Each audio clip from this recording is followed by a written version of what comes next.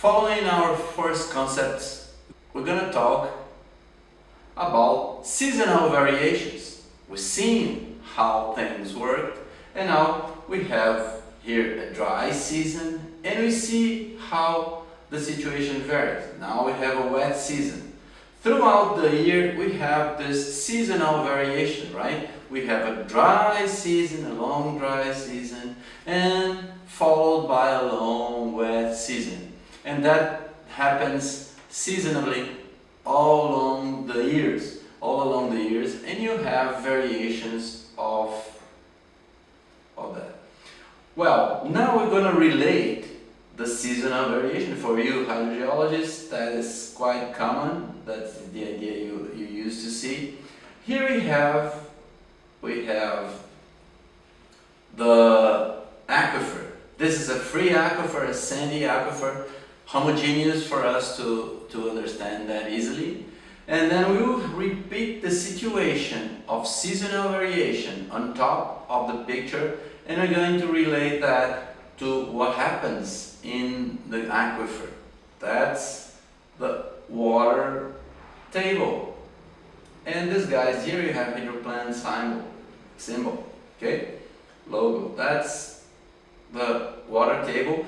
And you have to make sure you realize that we do have water above the water table. We have the capillary fringe where the water actually stands through the action of capillary forces. Again, let's take a close look at the movie. Low recharge. Water table goes down. Well, when we have the wet season, then in wet season we have a higher recharge and water table tends to go up again. Of course, this is an artistic representation. We know that depending on the aquifer, the relationship between the wetting season and the elevation of groundwater might take a while because the water tends to flow to percolate through a distance, and it takes some time to reach the water table. And that's how it takes some time to have a lag between the wet season and the elevation of the water table. But we're not going to care much about that at this point. We just want you to take a close look that due to wet season, elevation of water table, dry season, again. So we have a low recharge during dry season and the water table goes down. That relates to our first movie, when you see the plume shrinking and enlarging due to seasonal variations. Okay?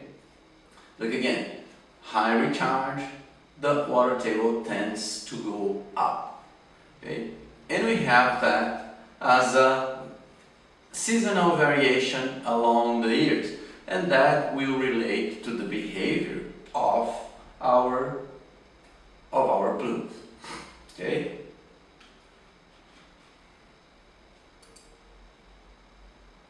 Now, take a close look at this situation. Instead of a nice green field, we have an industry. And that's probably the situation where we're going to work. We're going to work where we have big industries or gas stations or places where we can have leak of immiscible fluids, and this fluid will reach the water table, and we'll check the behavior of that through this course. Take a look.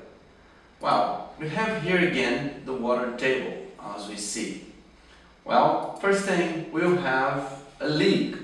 This is an exaggeration. As you see, all the details are a bit exaggerated. The thickness of the water table of the free phase compared to the size of the industry. Maybe this is an artistic view so you can understand what happens in the field. Don't care much about the scale of that.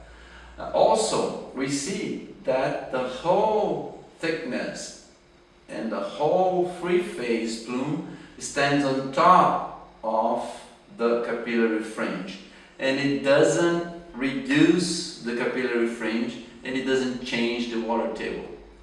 That might not be true in the field, but this is important for us to understand first that the free product, as it leaks, it sinks, it reaches first the top of the capillary fringe and not the water table. Okay? So as it reaches the top of the capillary fringe, some effects are going to happen, and I want you to take a close look in the next classes.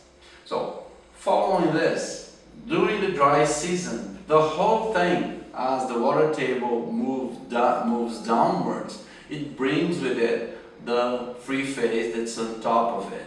But then, when we have the capillary fringe moving upwards, take a look at what happens. Look, it leaves behind part of the free phase that becomes residual phase. These residuals are the toughest part for remediating in the field. When we have the groundwater table moving upwards, it leaves behind residuals. Again, when the water table goes down, it doesn't leave residuals underneath the water table because the water table is moving downwards. That is very obvious.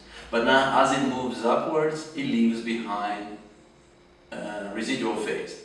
A good number that you can keep in mind is about 15%. 15% of the pore volumes are left behind. Or, if you want to make another relationship, which still holds true, is the same thing, 15% of the volume contained in the total free phase are left behind as it moves upwards. Okay? So that's very important. You can get that. Okay? Again, you have the move here. So we repeat the same movement of last class, but now we saw the residuals on a cross section.